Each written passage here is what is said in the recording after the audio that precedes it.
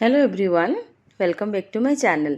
तो देखंतु एठी मु तैयार करछि आंब रसुण और कंचा लंकार गोटे इंस्टांट आचार जहाँकि बहुत ही टेस्टी और बहुत ही कम समय रे हो जाए।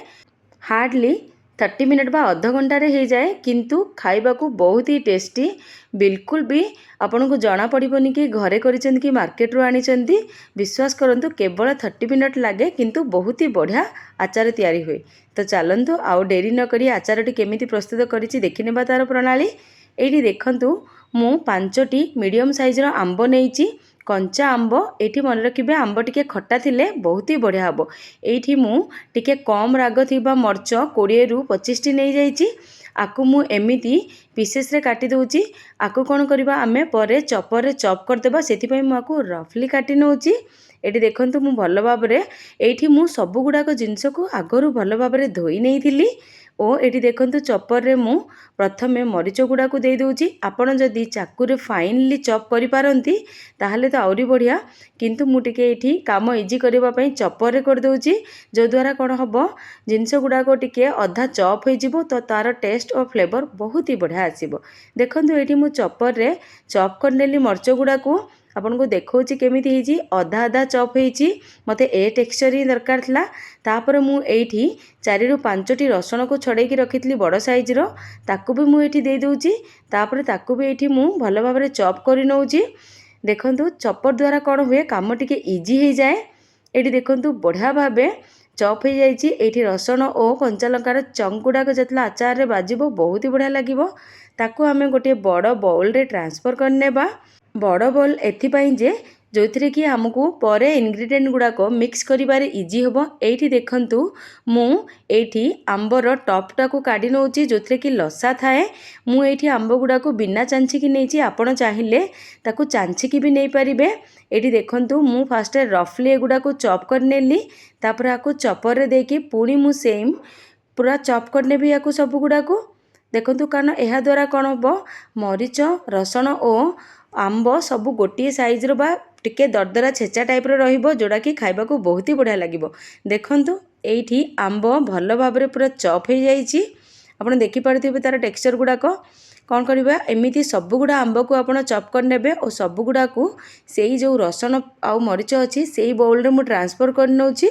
सब गुडा को आंब देला परे एठी आमे कोन करबा गोटे चामच मु एठी हळदी गुंड देइछि और स्वाद अनुसार लूण, बा एठी मु 2 चामच देइछि। आपणक स्वाद अनुसार एठी लूण नेबे। जदि आंब टिके खट्टा थाए ताहले लूण टिके अधिक लागिबो, जदि खट्टा टिके कम थाए ताहले लूण टिके कम लागिबो।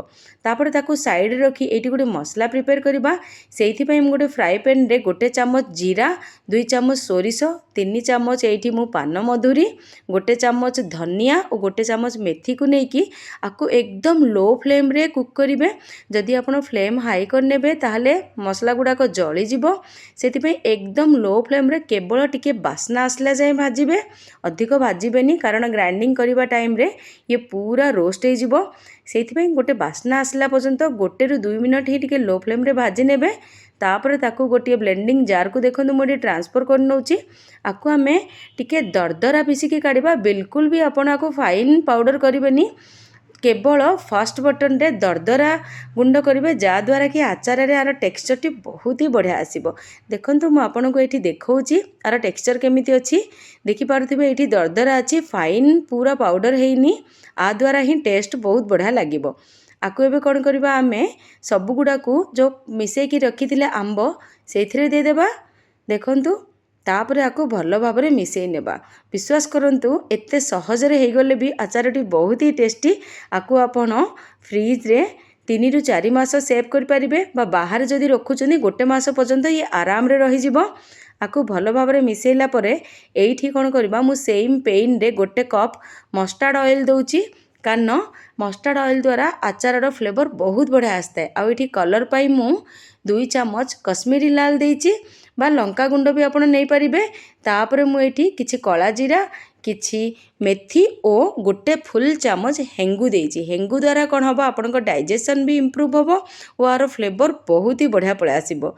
आकु देखंतु आकु टिके गरम करला परे आकु कोन करिवे आपण ठंडा करि भी देई परिबे। मु किंतु इमीडिएटली आ ऊपर दे देउची। এইଠି ସବୁଗୁଡ଼ାକ ଜିନିଷ ଦେଲା ପରେ ଆକୁ ଭଲ ଭାବରେ ମିକ୍ସ କରିପାରିବେ। ଆପଣ ଦେଖିପାରୁଥିବେ ଆଚାରଟି କେତେ ବଢ଼ିଆ ହେଇଛି। ଆକୁ ଆପଣ ଭାତ କିମ୍ବା ରୁଟି ସାଙ୍ଗରେ ଏନ୍ଜୟ କରିପାରିବେ। ବିଶ୍ୱାସ କରନ୍ତୁ ବାହାରରୁ ଆଚାର ଆମକୁ ବହୁତ ରେଟ୍ ବି ପଡ଼େ ଓ ଏତେ ହାଇଜେନିକ୍ ବି ହେଇନଥାଏ, କିନ୍ତୁ ଆପଣ ଏହି ପ୍ରଣାଳୀରେ ଅତି ସହଜରେ ହାର୍ଡ଼ଲି ହାଫ୍ ଆନ୍ ଆୱାରରେ ଆପଣ ମନପସନ୍ଦର ଆଚାର ତିଆରି କରିପାରିବେ। ଟେଷ୍ଟରେ ବିଲକୁଲ ବି ଡିଫରେଣ୍ଟ ନଥାଏ। ଆକୁ ଆମେ ଷ୍ଟୋର କରିବା ପାଇଁ ଦେଖନ୍ତୁ ଏଇଠି ମୁଁ ଗୋଟିଏ କୋଇଲାରେ ଟିକିଏ ସୋରିଷ ତେଲ ଦେଇ ତାର ଧୂଆଁ କାଢ଼ି ନେଇଛି। ତାପରେ ତାକୁ ଗୋଟିଏ କାଚ ଗ୍ଲାସଟି ତା ଉପରେ ରଖିଦେଇଛି, ଯାହାଦ୍ୱାରା କ'ଣ ହେବ ଧୂଆଁ ଗୁଡ଼ାକ କାଚ ଗ୍ଲାସ ଭିତରକୁ ପଳାଇ ଆସିବ ଓ ଏଇଠି କ'ଣ ହେବ ଆଚାର ଷ୍ଟୋର ହେବ ଆଉ ସେଥିରେ ଗୋଟିଏ ବଢ଼ିଆ ସ୍ମୋକି ଫ୍ଲେଭର ଆସିବ, ଯଦ୍ୱାରା କି ଆଚାର ଆହୁରି ବଢ଼ିଆ ଲାଗିବ। ଆପଣ ଡେଫିନେଟଲି ଏ ଷ୍ଟେପଟିକୁ ଫଲୋ କରିବେ। ଆଶା କରୁଛି ଭିଡ଼ିଓଟି ଆପଣଙ୍କୁ ଭଲ ଲାଗିଥିବ। ଯଦି ଭଲ ଲାଗିଛି ତ ଲାଇକ୍ ଗୋଟେ ନିଶ୍ଚୟ କରିବେ, ଯଦ୍ୱାରା ମୋତେ ବହୁତ ହି ବଢ଼ିଆ ଲାଗିବ ଓ ଆପଣ ଯଦି ଚ୍ୟାନେଲରେ ନୂଆ ଅଛନ୍ତି ସବସ୍କ୍ରାଇବ୍ ନିଶ୍ଚୟ କରିବେ। ରହୁଛି, ଜୟ ଜଗନ୍ନାଥ।